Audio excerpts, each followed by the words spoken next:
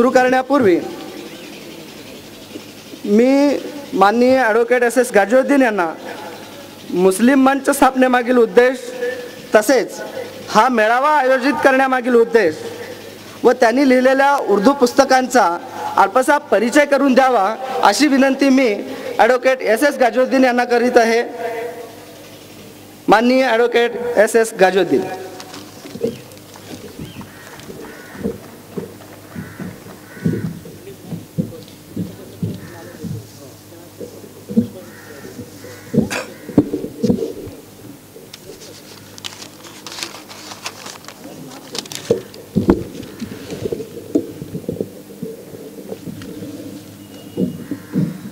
बिस्मिल्लाहिर्रहमानिर्रहीम नहमदुहु व नस्तईनुहु व नस्तगफिरुह। इस स्टेज पर बैठे हुए आज के जलसे के सदर जनाब मेहतराम साहब,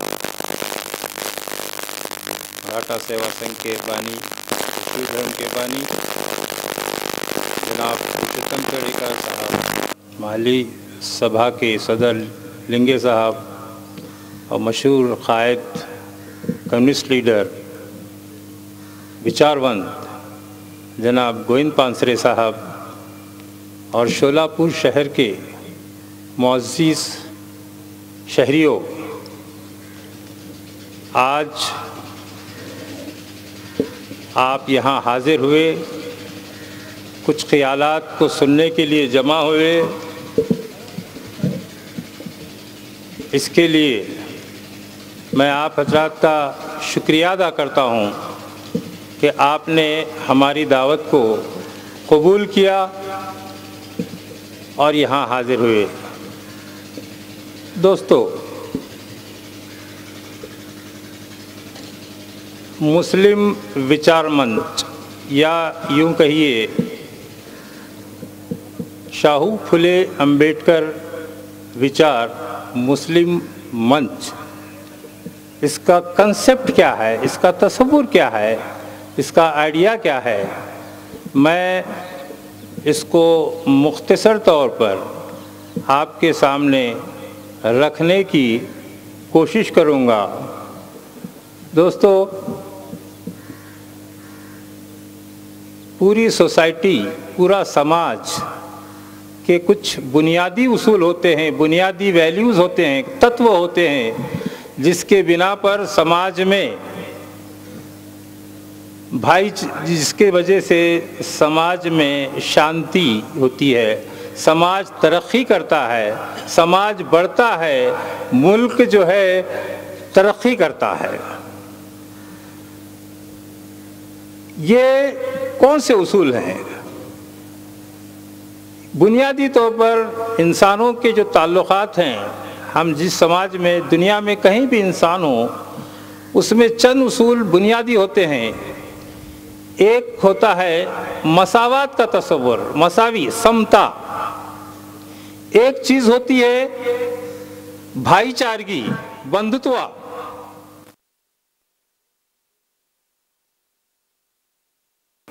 अदल या जिसको हम कहते हैं इंसाफ, न्याय, ये चीज़ों की अगर पायमाली हो तो समाज में अनार्की फैलती है, समाज में एक किस्म का क्यास, अबतरी पैदा होती है। ये चीज़ें बुनियादी हैं, मुझे ये समझाने की ज़रूरत नहीं है, हर पढ़ा लिखा आदमी जान सकता है इन चीज़ों को। सवाल ये होता है कि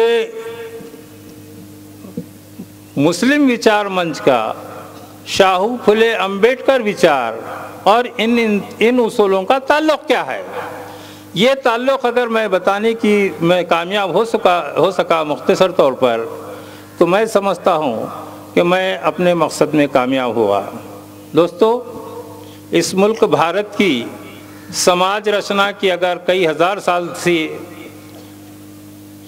इतिहास का अभ्यास किया जाए तो एक चीज़ सामने आती है, बदकिस्मती इस मुल्क की, कि ये जो अहम उसूल हैं ज़िंदगी के, इनको नेगलेक्ट किया गया, इसको जिसको मराठी में कहते तिलांजी दी गई, इसको डिस्ट्रॉय कर दिया गया। कौन सी चीज़ें डिस्ट्रॉय हुई? इंसाफ, मसावत और भाईचारगी। इसका नतीजा ये हुआ कि ये मुल्क जिस दौर से गुज़रा वो दौर ऐसा नहीं है कि इस मुल्क के लोग उस पर गौर कर सकें, फ़ख्र कर सकें। जब ये बात समझ में आई तो सवाल ये है कि फुले शाहू अम्बेडकर विचार क्या है? हज़रात, इन शख्सियतों ने अपने अपने दौर में इसी चीज़ के वास्ते जद्दोजहद की कि उन्होंने जो कशमकश, जो स्ट्रगल की कि समाज में इंसाफ नहीं है, भाईचारा नहीं है और मसावत नहीं है, जो चीज़ इंसानी सोसाइटी के बुनियादी उसूल हैं, इसको बुरी तरह से ज़ख्मी किया गया। यहाँ के लाखों करोड़ों लोग एक ऐसी व्यवस्था में ज़िंदगी गुजारने मजबूर हुए कि जिसमें ये इन चीज़ों को नज़रअंदाज किया गया, जिसकी वजह से ये मुल्क जिस दौर से भी गुज़रा एक शर्मनाक दौर से गुज़रा। इसलिए हम अगर महात्मा ज्योतिबा फुले, असल में मौजूदा तारीख़ देखा जाए तो कुछ हद तक इस सिलसिले की कड़ी इस मुल्क के हमारे एक महापुरुष शिवाजी महाराज से जाके कड़ी मिलती है। उनकी ज़िंदगी को अगर गौर से देखा जाए तो गहराई से स्टडी किया जाए तो उनके पूरी लाइफ जो बहुत ही शॉर्ट थी, पूरी कश्मकश से भरी हुई थी, उसमें आप ये चीज़ें देखेंगे कि वाकई मसावत, इंसाफ और भाईचारगी का तस्वुर था या नहीं।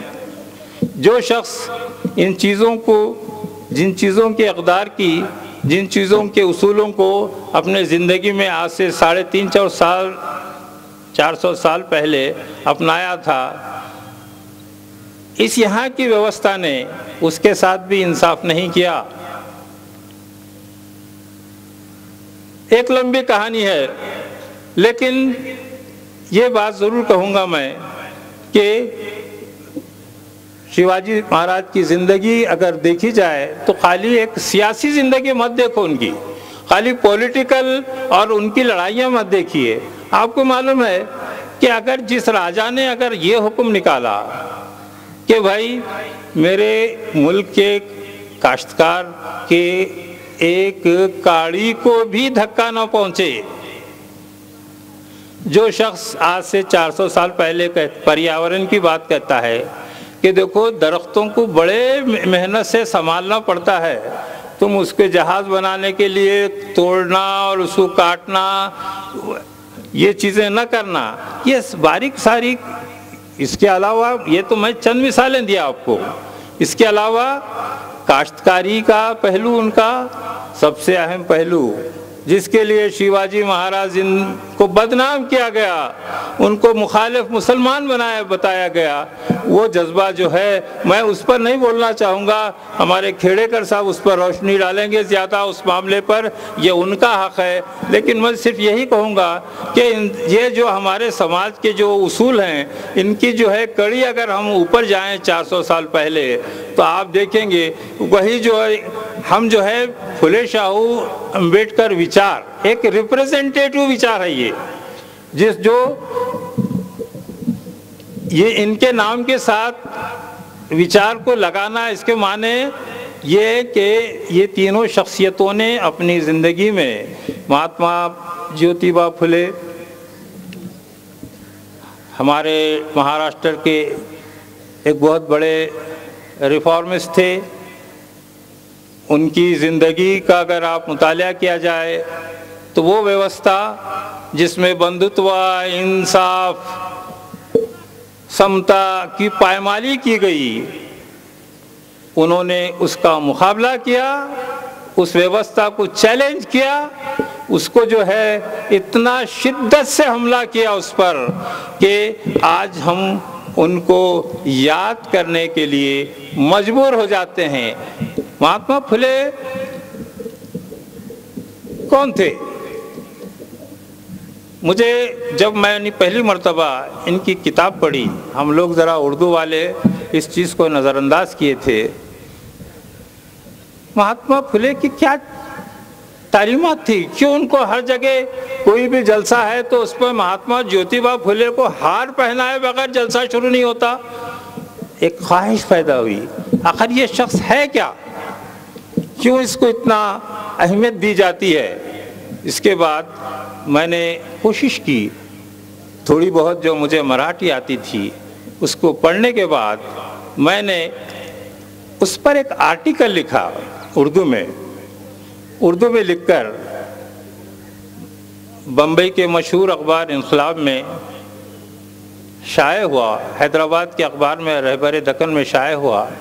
ये पेपर्स जब नॉर्थ इंडिया में गए, शुमाली हिंदुस्तान में गए, तो वहाँ मुस्लिम इदारों के ज़िम्मेदार लोगों ने मुझे ख़त लिखा कि भाई ये कौन है, इनके बारे में आपने जो लिखा है हमें इन पर जितना लिटरेचर है आप रवाना कीजिए, चाहे उर्दू में या चाहे अंग्रेज़ी में, क्योंकि मराठी शुमाली हिंदुस्तान में नॉर्थ इंडिया में नहीं चलती। तो मुझे एहसास हुआ कि अब हमें कुछ करना चाहिए। सबसे ज़्यादा जिस चीज़ ने मुझे महात्मा फुले की तहरीरों में मुतासिर किया वो एक बड़े इस्लाम पसंद और मुसलमान दोस्त शख्सियत पाया मैं। हैरत होगी, ज़बरदस्त हैरत हुई मुझे जब उन्होंने मुसलमानों के हमारे पैगम्बर हज़रत मोहम्मद मुस्तफ़ा सल्लल्लाहु अलैहि वसल्लम पर एक तवील जो है नात लिखी। उन्होंने हुजूर के काम को सराहा, कुछ ऐसी बातें उन्होंने की इनकलाबी कि आज अगर आप सुनेंगे तो ताज्जुब होगा। उन्होंने इस्लाम के कंट्रीब्यूशन को, उन्होंने इस्लाम के उसूलों को बहुत किया, मुसलमानों को जहां मर्द कहा। और इससे भी बढ़कर उनकी ज़िंदगी में जब मुझे ये पढ़ने मिला कि महात्मा ज्योतिबा फुले के बारे में एक मर्तबा मशहूर मौर्रिख जनाब मामा देशमुख की साथ मेरी गुफ्तगू हुई, तो मामा देशमुख ने मुझे कहा, वकील साहब महात्मा ज्योतिबा फुले हमें मुसलमानों की देन है। मुझे ताज्जुब हुआ, महात्मा ज्योतिबा फुले का और इनका मुसलमानों का क्या ताल्लुक़। मैं और उसकी गहराई में जाने की कोशिश किया। उनकी ज़िंदगी का बहुत सारे वाक़यात हैं। उनकी ज़िंदगी का जो सबसे अहम वाक़या कि जब वो स्टूडेंट थे तीसरी या चौथी क्लास में, तो उस वक्त महात्मा ज्योतिबा फुले के वालिद गोविंदराव के एक ब्राह्मण कारकुन ने कहा, गोविंदराव तुम अपने बच्चे को क्यों तालीम देते हो, क्या होगा। ये उस वक्त की बात है, आज से जो है 150 साल पहले, पूना की जहाँ पेशवाई ख़त्म हुई थी लेकिन पेशवाई के असरात अभी बाकी थे, सियासी तौर पर ख़त्म हुए थे, कल्चरली रिलीजियसली अभी वो दौर जो है वहाँ बाकी था। तो गोविंदराव से कहा गया कि आप क्यों पढ़ाते हो अपने बच्चे को, पढ़कर फिर ये जानवर चराने को जाना पड़ेगा, बकरियां चराने को जाना पड़ेगा, क्यों वक्त ख़राब करते हो। गोविंदराव ने उस ब्राह्मण कारकुन की बात को मानकर निकाल दिया स्कूल से निकाला। वो 1 साल 2 साल भटकते रहे। भटकने के बाद जब उस वक्त उनके पड़ोस में मुंशी गफ्फार बेग रहा करते थे, मुंशी गफ्फार बेग ने देखा कि ये बच्चा बड़ा ज़हीन है, ये क्यों फिर रहा है मारा, क्यों नहीं पढ़ता, क्यों नहीं स्कूल को जाता। उन्होंने मुंशी गफ्फार बेग ने उस वक्त के कलेक्टर से मिलकर, उस वक्त के एक लिज्जत नामी पादरी से मिलकर, कलेक्टर से मिलकर परमिशन लेकर उनको दोबारा स्कूल में डलवाया, जिसकी वजह से और 2-4 साल वो तालीम हासिल किए। अंग्रेज़ी पर उनको मास्टरी आ गई, वेस्टर्न थॉट्स पढ़ने का मौका मिला, मगरबी मुल्कों के जो किताबें थे थॉमस पेन की किताब उनके पढ़ने का मौका, एज ऑफ रीजन जो बहुत मशहूर किताब है, इस तरह से ज्योतिबा महात्मा ज्योतिबा फुले बने। इस तरह से एक मुसलमान के कंट्रीब्यूशन को की जिक्र किया और इससे ये पढ़ने के बाद मुझे वाकई मज़ीद और पढ़ने का शौक़ हुआ। उसके बाद बहुत सारी बातें हैं, उस्मान साहब जो है उन्होंने मदद की, फ़ातिमा शेख नामी जो है उन्होंने मदद की। कहने का मतलब ये कि मैंने इस एंगल से भी देखा कि मुसलमानों की क्या रिलेवेंसी है, इसमें क्या उनका कंट्रीब्यूशन है। तो जब ये सारी बातें आई तो मुझे ख्वाहिश हुई कि महात्मा ज्योतिबा फुले पर एक मैं किताब लिखूँ ताकि उर्दू जानने वाले मुसलमानों को मालूम हो कि उनकी क्या कशमकश थी। उनकी किताब जो है गवर्नमेंट ने सब्सिडाइज रेट्स पर 50 रुपये में शाये किया है। बहुत सारे चैप्टर्स हैं, उससे हमको मतलब नहीं, उनका मैसेज क्या है। उनके जो स्लेवरी, ब्राह्मणाचा कसब, ऐसे कुछ जो अहम टॉपिक्स हैं, बड़े दिलचस्प उनकी ज़िंदगी है, बड़ी पुरकशमकश है। ये मौके पर नहीं कि मैं सब सुनाता बैठा हूँ, बड़े बड़े मौलिक बड़े बड़े मुखर्रिर आपके सामने बातें करेंगे, लेकिन मैं इस वास्ते इस नतीजे पर पहुँचा कि मैं महात्मा फुले की ज़िंदगी पर एक किताब लिखूँ। और इसी दौरान में ये काम करते करते मुझे ये एहसास हुआ कि ये सब काम करना अकेले करना मुमकिन नहीं है, मुनासिब भी नहीं है। इसलिए इसके लिए हम एक फोरम बनाएं, मुस्लिम मंच बनाएं, उसके ज़रिए ये काम को जो है आगे बढ़ाएं। और उसका नतीजा ये हुआ कि एक किताब हमने उनकी लाइफ पर, उनके कार्य पर, उनके जीवन पर लिखा। वो लिखने के बाद वो किताब आज उसका प्रकाशन सोहरा जिसको कहते हैं वो होने जा रहा है। दूसरी एक किताब हमारे मुस्लिम मंच ने ये तय किया कि हम बड़े बड़े लोगों को जो बहुजन समाज को रिप्रेजेंट करते हैं उनको हमारे मुसलमानों से मुखातिब करें और उनको समझाएं। इस तरह से ये हमारा मुस्लिम मंच का सिलसिला चलता रहा।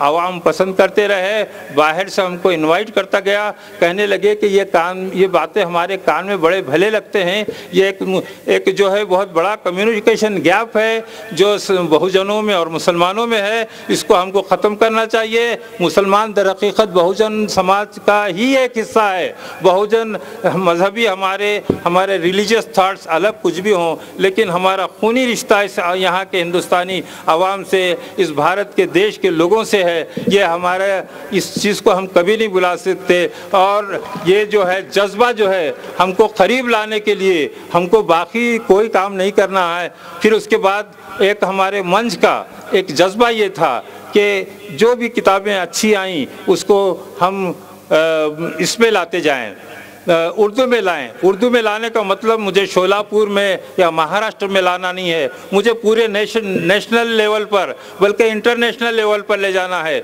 उर्दू ज़बान कुछ इलाके की ज़बान नहीं है।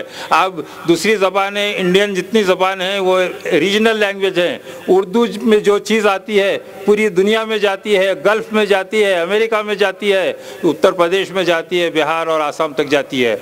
उसके बाद फिर हमारी नज़र पड़ी एक बहुत अच्छी किताब कॉमरेड गोविंद पानसरे साहब जो आज यहाँ मौजूद हैं, उस पर देखा मैं, छोटी सी किताब है, 60-70 पेज की किताब है। आजकल दौर जो है बड़ी बड़ी किताबें पढ़ने का नहीं है। उसमें जो शिवाजी महाराज के ताल्लुक़ से जो टचेस हैं, उनके जो कुछ पॉइंट्स हैं, वो पढ़ने के बाद एक इंटेलिजेंट आदमी को खुद ब खुद शौक़ होता है। वो कोई इतिहास की बड़ी किताब नहीं है। वो पढ़ने के बाद ये एहसास होता है कि इस किताब को भी जो है उर्दू में आना चाहिए। शिवाजी महाराज के कैरेक्टर जो हैं, जो ताबनाक जो हैं, जो बहुत ही रोशन पहलू हैं, वो उर्दू में आना चाहिए ताकि उर्दू के जानने वाले दानिश्वर, उर्दू जानने वाले साहित्यिक वो जान सकें कि शिवाजी महाराज की लाइफ क्या थी, उन्होंने क्या किया, मुसलमानों से कैसे ताल्लुक़ात थे, मुसलमानों से लड़ा भी उन्होंने, मोहब्बत से भी रहा, राजकारण भी किया, सब कुछ किया जो एक प्रैक्टिकल एक पॉलिटिशियन करता है, एक जो है इक़्तिदार के लिए कशमकश करने वाला करता है। उस किताब का तो मैंने जनाब गोविंद पानसरे साहब से रिक्वेस्ट किया कि पानसरे साहब इस किताब की मुझे ट्रांसलेशन करने की इजाज़त दी है। उन्होंने बड़े शौक़ से कहा कि आप कीजिए, मैं सारी चीज़, हमारी बहुत बड़ी कंपनी है, पब्लिशिंग हाउस है, उससे मैं पब्लिश करता हूँ। हालांकि इसको पब्लिश हुए 2 साल हुए, लेकिन हमारी ख्वाहिश थी कि इस तरह से कि मजमुआ जमा करके इसको हम एक प्रोग्राम करके करें। कुछ देर हुई, उसके बाद हमारी दूसरी किताब भी तैयार हुई। हमारे मंच के लोगों ने कहा कि नहीं, हम इसको छोटा मोटा प्रोग्राम नहीं करेंगे, एक अच्छा प्रोग्राम करेंगे, लोगों को समझाएंगे और उस मौके पर ये लोगों को बुला के करेंगे। आज उसी का नतीजा है कि ये दोनों किताबों की जो है आज इशाअत अमल में आई है। दोस्तों, आज हमारे स्टेज पर जो आज़ाद जो साहब बैठे हुए हैं, इनके बारे में आप लोगों ने शायद पढ़ा होगा, सुना होगा। इन्होंने सही पूछे, अगर ये लोगों की इनकी तहरीरें, इनकी तकरीरें अगर आप पढ़ेंगे तो इस बहुजन मुसलमानों में एक कॉन्फिडेंस आएगा। उनको इस मुल्क के जो एक्टिविटीज़ हैं, इस मुल्क की तरक्की, इस मुल्क की किस्मत से वाबस्ता होने का हम में एक जज्बा पैदा होगा। जनाब मेशराम साहब बामसेफ के इंटरनेशनल राष्ट्रीय अध्यक्ष हैं। हमें हमारी मालूमात की हद तक तो हम यही कह सकते हैं कि मेशराम साहब ने मुसलमानों को एक मूल निवासी का कंसेप्ट दिया। मूल निवासी क्या?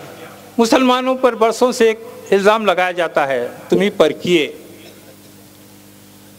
परकिए, बाहर नाले ले, और हम मुसलमान सुन के खुश होते गए, वाकई हम सब बाहर से आए। हालांकि हमारा खून, हमारा शक्ल सूरत, हमारी ज़ुबान सब बताती है कि हम 100% भारतीय हैं। कोई शख्स हमारे बारे में शिकायत न करना चाहिए। इस चीज़ को जो इन्होंने तस्वुर दिया मूल निवासी का, ये बहुत भला लगा। हम कहते हैं कि अरे भाई, हम परकिए नहीं, परकिए तो कोई दूसरे लोग हैं। तारीख़ का मुताला कीजिए, कुछ मुसलमान ज़रूर आए हमलावर, उससे पहले हुन आए, शक आए, ग्रीक आए, आर्या आए, हमारे से पहले कई लोग आके इस मुल्क को तबाह किए, उसका कोई जिक्र ही नहीं होता। मुसलमान परकिए, कैसा साहब परकिए हम? हमारे को इस मोहब्बत, क्या इस मुल्क से मोहब्बत नहीं है? क्या हम इसका खूनी रिश्ता हमारे से नहीं है?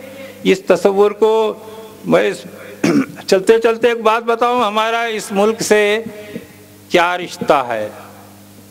दोस्तों, आपको मालूम है बहुत सारे लोग गल्फ़ कंट्रीज़ में जाते हैं, नौकरियां करते हैं, नौकरी करके किसी वजह से ट्रेजिडी से वहाँ एक्सीडेंट में ख़त्म होते हैं, मर जाते हैं। ख़ास तौर पर सऊदी अरब को जो जाते हैं, वहाँ हर मुसलमान की ख्वाहिश होती है ज़िंदगी में हज के वास्ते जाएं, वहाँ जाते भी हैं। अब तो नौकरियों के लिए जाना पड़ रहा है, लेकिन अगर कोई वहाँ मर जाए तो क्या उसकी सबसे बड़ी ख्वाहिश होती है, आप मालूम है? मेरी लाश इस मुल्क को ले जाओ, भारत को, अपनी जिंदगी। आपको मालूम है कि वहाँ कोई आदमी मर जाए तो उसको भारत लाने में कितना खर्चा होता है, कितने कानूनी पेचीदगियाँ होते हैं, हुकूमत से क्लियरेंस लेना पड़ता। लेकिन इसके बावजूद भी ये इस भारत का मुसलमान, उसकी ख्वाहिश होती है कि मैं अपने मुल्क में जाकर किसी देहात के किसी कोने के कब्रिस्तान में दफन हो जाऊं। इससे ज़्यादा मुसलमान को आप क्या एक्सपेक्ट करते हैं मोहब्बत के लिए? इससे इस मुल्क से हम दुश्मनी कैसे कर सकते हैं? इस मुल्क के गद्दार कैसे हो सकते हैं? इसका अंदाज़ा लगाइए। 5 वक्त की नमाज की तो बात बहुत मरतबा कही जाती है कि इस सरज़मीन पर हम 5 मरतबा अपना, 5 बल्कि नहीं, जितने सिजदे होते हैं 30-40 मरतबा हम सर टेकते हैं। आप हमसे किसी सर्टिफिकेट मत मांगिए कि तुम ये मुसलमानों से हमको नाराज़ नहीं। अराष्ट्रीय मुसलमान, राष्ट्रीय मुसलमान वो खेल खेलने वाला कोई फिल्म एक्टर, ये राष्ट्रीय मुसलमान है, बाकी सब अराष्ट्रीय मुसलमान है। कोई फिल्म एक्टर्स नंगे नाचने वाली जो है राष्ट्रीय हो गई, और जो इस मुल्क का 20 करोड़ मुसलमान अराष्ट्रीय है। तो खैर बात मूल निवासी की थी। मेशराम साहब इस कंसेप्ट को फैला रहे हैं, बड़े अच्छी तरह फैला रहे हैं, मुसलमान इस चीज़ को पसंद कर रहे हैं। मूल निवासी का तस्वुर आपका इस मुल्क से नाते को बहुत मजबूत करने वाला है। दोस्तों, अब मैं बात करूंगा कॉमरेड पानसरे साहब की। पानसरे साहब कम्युनिस्ट हैं, ज़्यादा धर्म की बात मुझसे कम्युनिस्टों के बारे में है मशहूर है कि नहीं करते वो, लेकिन मालूम नहीं पानसरे साहब को मुसलमानों से क्या मोहब्बत हुई। उन्होंने एक छोटी किताब लिखी, मुसलमानाचार लाड़, फिगर्स दिया, फैक्ट्स दिए और बताया कि अरे मुसलमानों के साथ बहुत नाइंसाफ़ी होती है, और फिर भी तुम कहते हो मुसलमानों से लाचलुपंगे काती बड़े मराठी लफ्ज़ है उसको, और उसको जो है इनके लाड़ होते हैं। इन्हीं पानसरे साहब की किताब कौन होते शिवाजी लिखी। इनकी जब इन्होंने परमिशन दिया, पानसरे साहब ने मुझे लिखी, उन्होंने पब्लिश किया, वो आज यहाँ मिल सकती है। फुले साहब की किताब भी यहाँ मिल सकती है। तो अब आइए मैं हमारे सेवा संघ के सदस्य साहब, निजी गुफ्तगू में एक बात इन्होंने बड़ी प्यारी कही मुझे, वकील साहब तुम मुसलमान लोग, शायद खेड़ेकर साहब को ये बात याद नहीं होगी, मुझे अच्छी तरह याद है कि वकील साहब आप लोग, हम मुग़लों की औलाद हैं, आदिल शाही की औलाद हैं, बड़े शान से कहते हैं, वो कुछ तुम्हारे को सर पर बिठाए नहीं थे बादशाहों ने, लेकिन जिन लोगों ने शिवाजी महाराज के स्वराज्य को कायम किया, शिवाजी महाराज के स्वराज्य के लिए कुर्बानियाँ दी, वो क्या आपके पूर्वज नहीं थे? उन पर आप क्यों नहीं फ़ख्र करते? काजी हैदर जो शिवाजी महाराज के सेक्रेटरी थे, मुंशी थे, वकील थे, नूर खां बेग थे, दरिया सारंग थे, कितने लोगों ने शिवाजी महाराज के खिदमत की, उनके लिए अपना खून बहाया। और सबसे अहम बात उन्होंने ये जो कहती है, जो मुझे बहुत अच्छी लगी है, कि पूरी तारीख गवाह है कि आज तक कहीं हमको इतिहास में ये चीज़ नहीं मिलती कि किसी मुसलमान ने शिवाजी महाराज से गद्दारी की। इस बात की क्यों अहमियत है? शिवाजी महाराज की सल्तनत भौगोलिक अगर देखा जाए तो सब मुसलमानों की रियासतों से घिरी हुई थी। आदिल शाही थे, निज़ाम शाही थे, मुग़लों का हमला था, इधर कुतुब शाही थे।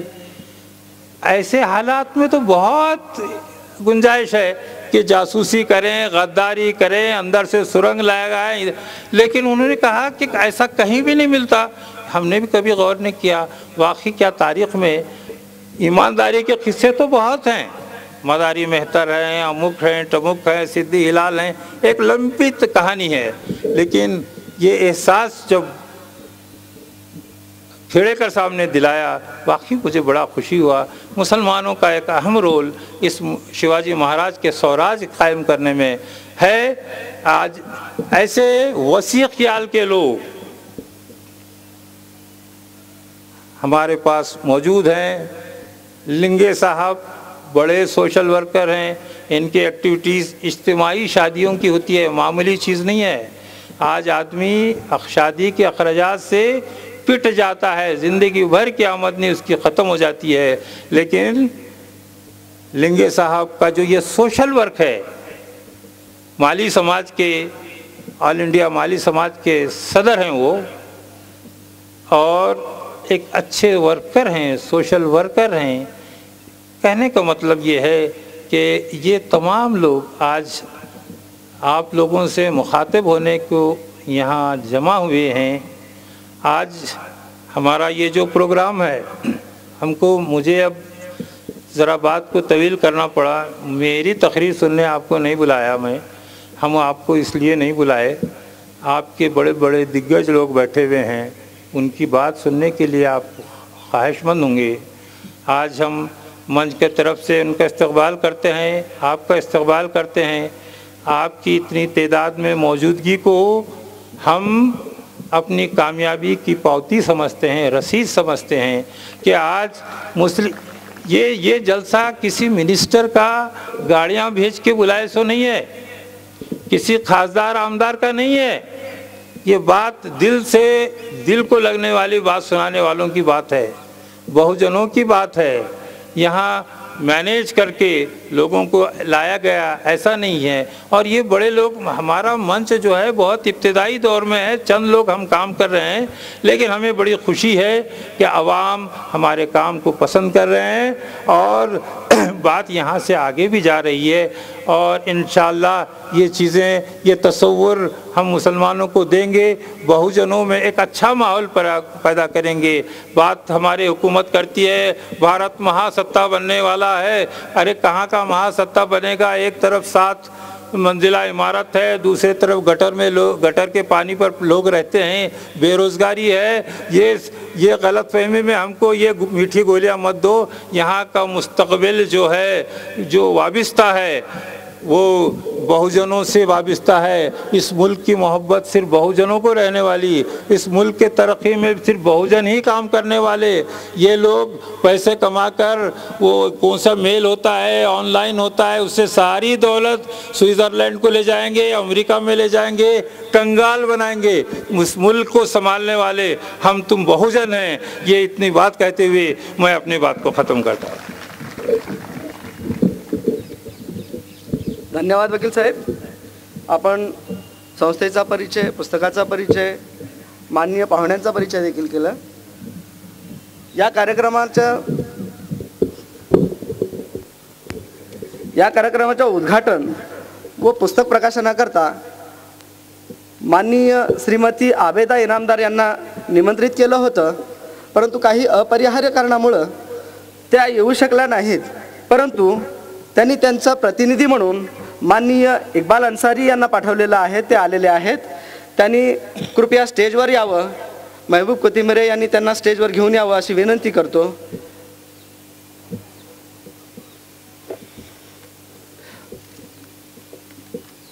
यानंतर पुस्तक प्रकाशनाचा सोहळा आहे. तत्पूर्वी माननीय पाहुण्यांचं फुले शाहू आंबेडकर विचार मुस्लिम मंच तर्फे स्वागत करून त्यांना पुष्पगुच्छ देऊन त्यांचं स्वागत करावं असं मी के.बी. नदाफ यांना विनंती करतो. या सभेचे अध्यक्ष माननीय वामन मेश्राम यांना पुष्पगुच्छ देऊन स्वागत करा.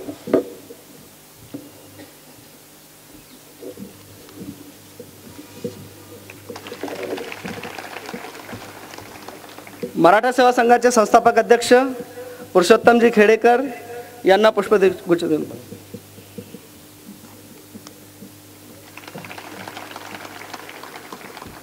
माननीय कॉम्रेड गोविंद पानसरेजी,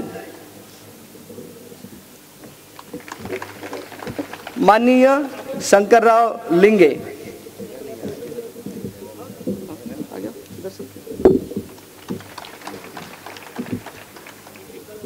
हाँ माननीय इक्बाल अंसारी,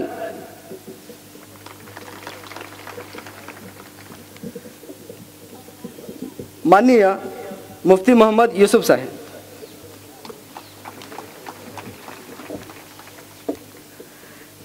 यानंतर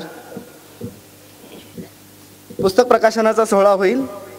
त्याकरता मी महात्मा ज्योतिबा फुले यांचं उर्दू भाषेतील पुस्तक, या पुस्तकाचं प्रकाशन माननीय शंकररावजी लिंगे यांनी ती फीत उघडून करावी अशी मी त्यांना विनंती करतो.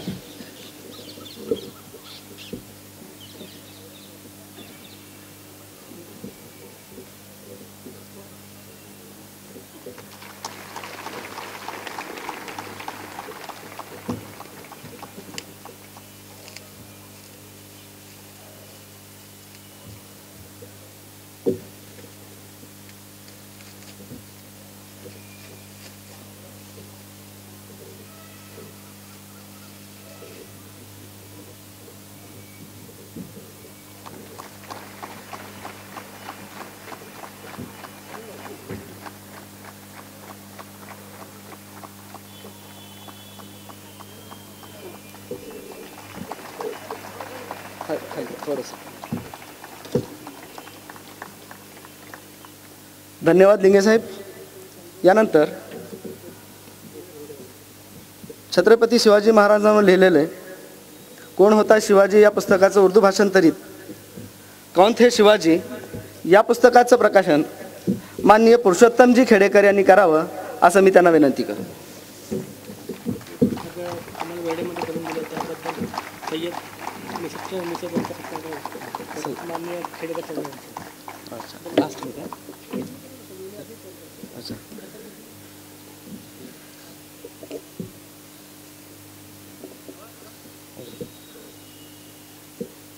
धन्यवाद.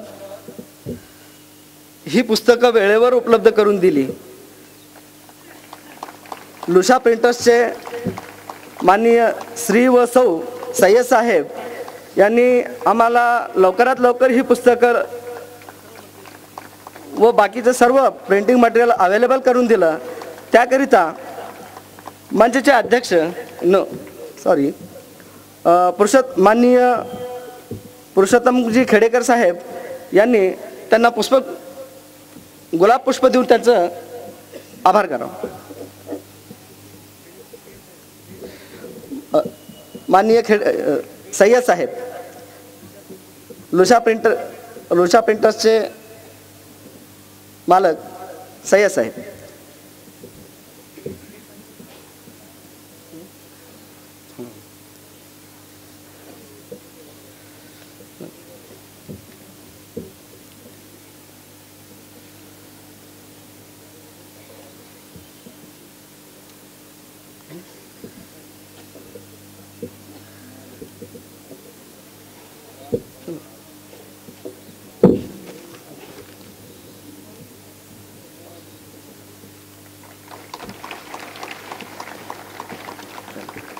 धन्यवाद. यानंतर मी अखिल